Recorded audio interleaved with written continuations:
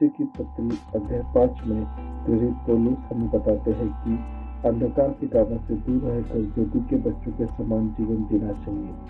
मसीह ने हमें प्रेम में चलना सिखाया और अपने आप को हमारे लिए बलिदान के रूप में दे दिया। यह अध्याय हमें सिखाता है कि हर कार्य में बुद्धिमानी से चलना और प्रभु की इच्छा को समझना जरूरी है।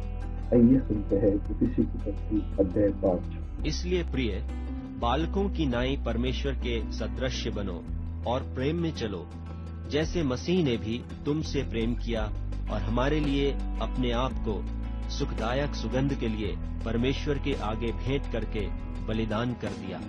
और जैसा पवित्र लोगों के योग्य है, वैसा तुम में व्यभिचार और किसी प्रकार अशुद्ध काम या लोभ की चर्चा तक न हो, और न निर्लज्जता, न मूढ़ता की बातचीत की, न ठट्ठे की, क्योंकि ये बातें सोहती नहीं, वरन धन्यवाद ही सुना जाए। क्योंकि तुम यह जानते हो कि किसी व्यभिचारी या अशुद्ध जन या लोभी मनुष्य की, जो मूरत पूजने वाले के बराबर है, मसीह और परमेश्वर के राज्य में मीरास नहीं। कोई तुम्हें व्यर्थ बातों से धोखा न दे, क्योंकि इन्हीं कामों के कारण परमेश्वर का क्रोध आज्ञा न मानने वालों पर भड़कता है। इसलिए तुम उनके सहभागी न हो, क्योंकि तुम तो पहले अंधकार थे, परंतु अब प्रभु में ज्योति हो। सो ज्योति की संतान की नाई चलो, क्योंकि ज्योति का फल सब प्रकार की भलाई और धार्मिकता और सत्य है। और यह परखो कि प्रभु को क्या भाता है, और अंधकार के निष्फल कामों में सहभागी न हो, वरन उन पर उलाहना दो, क्योंकि उनके गुप्त कामों की चर्चा भी लाज की बात है। पर जितने कामों पर उलाहना दिया जाता है, वे सब ज्योति से प्रकट होते हैं, क्योंकि जो सब कुछ को प्रकट करता है वह ज्योति है। इस कारण वह कहता है, हे सोने वाले जाग और मुर्दों में से जी उठ, तो मसीह की ज्योति तुझ पर चमकेगी। इसलिए ध्यान से देखो कि कैसी चाल चलते हो, निर्बुद्धियों की नाई नहीं, पर बुद्धिमानों की नाई चलो, और अवसर को बहुमोल समझो, क्योंकि दिन बुरे हैं।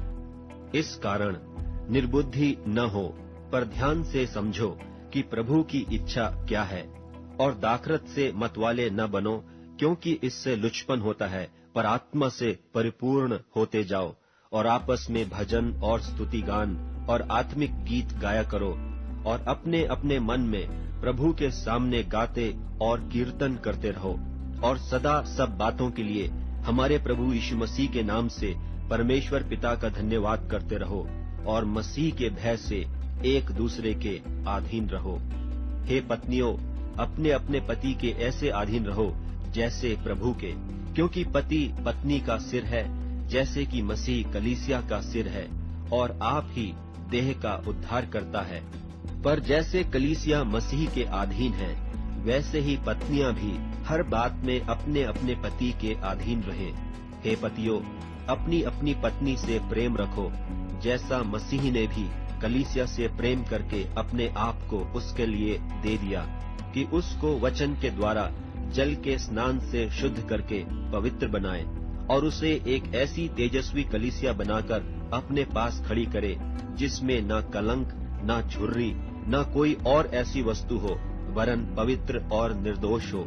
इसी प्रकार उचित है कि पति अपनी अपनी पत्नी से अपनी देह के समान प्रेम रखे। जो अपनी पत्नी से प्रेम रखता है, वह अपने आप से प्रेम रखता है, क्योंकि किसी ने कभी अपने शरीर से बैर नहीं रखा, वरन उसका पालन पोषण करता है, जैसा मसीह भी कलीसिया के साथ करता है, इसलिए कि हम उसकी देह के अंग हैं। इस कारण मनुष्य माता पिता को छोड़कर अपनी पत्नी से मिला रहेगा, और वे दोनों एक तन होंगे। यह भेद तो बड़ा है, पर मैं मसीह और कलीसिया के विषय में कहता हूँ। पर तुम में से हर एक अपनी पत्नी से अपने समान प्रेम रखे, और पत्नी भी अपने पति का भय माने। इफिसी की पत्री अध्याय 6 में हमें आत्मिक जीवन के सामर्थ्य, आज्ञाकारिता और परमेश्वर के शास्त्रों को धारण करने की शिक्षा देता है।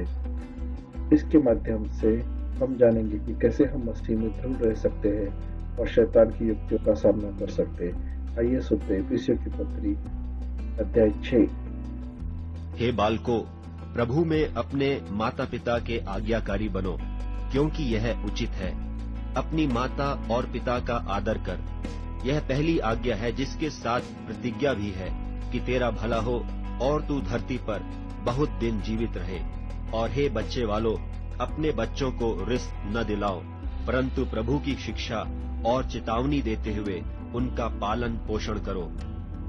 हे दासों, जो लोग शरीर के अनुसार तुम्हारे स्वामी हैं, अपने मन की सीधाई से डरते और कांपते हुए जैसे मसीह की, वैसे ही उनकी भी आज्ञा मानो। और मनुष्यों को प्रसन्न करने वालों की नाई दिखाने के लिए सेवा न करो, पर मसीह के दासों की नाई मन से परमेश्वर की इच्छा पर चलो। और उस सेवा को मनुष्यों की नहीं, परंतु प्रभु की जानकर स्वेच्छा से करो, क्योंकि तुम जानते हो कि जो कोई जैसा अच्छा काम करेगा, चाहे दास हो चाहे स्वतंत्र, प्रभु से वैसा ही पाएगा।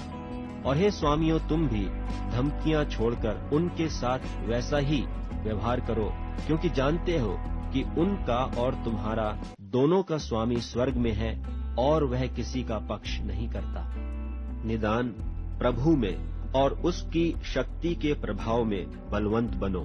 परमेश्वर के सारे हथियार बांध लो कि तुम शैतान की युक्तियों के सामने खड़े रह सको, क्योंकि हमारा यह मल्ल युद्ध लोहू और मांस से नहीं, परंतु प्रधानों से और अधिकारियों से और इस संसार के अंधकार के हाकिमों से और उस दुष्टता की आत्मिक सेनाओं से है जो आकाश में है।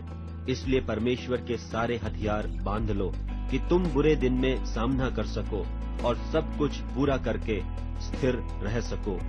सो सत्य से अपनी कमर कसकर और धार्मिकता की झिलम पहनकर और पांव में मेल के सुसमाचार की तैयारी के जूते पहनकर और उन सब के साथ विश्वास की ढाल लेकर स्थिर रहो, जिससे तुम उस दुष्ट के सब जलते हुए तीरों को बुझा सको। और उद्धार का टोप और आत्मा की तलवार जो परमेश्वर का वचन है ले लो, और हर समय और हर प्रकार से आत्मा में प्रार्थना और विनती करते रहो, और इसीलिए जागते रहो कि सब पवित्र लोगों के लिए लगातार विनती किया करो, और मेरे लिए भी, कि मुझे बोलने के समय ऐसा प्रबल वचन दिया जाए कि मैं हियाव से सुसमाचार का भेद बता सकूं, जिसके लिए मैं जंजीर से जकड़ा हुआ राजदूत हूं, और यह भी कि मैं उसके विषय में जैसा मुझे चाहिए हियाव से बोलूं। और तखिकुस, जो प्रिय भाई और प्रभु में विश्वास योग्य सेवक है, तुम्हें सब बातें बताएगा कि तुम भी मेरी दशा जानो कि मैं कैसा रहता हूँ। उसे मैंने तुम्हारे पास इसीलिए भेजा है कि तुम हमारी दशा को जानो और वह तुम्हारे मनों को शांति दे। परमेश्वर पिता और प्रभु यीशु मसीह की ओर से भाइयों को शांति और विश्वास सहित प्रेम मिले।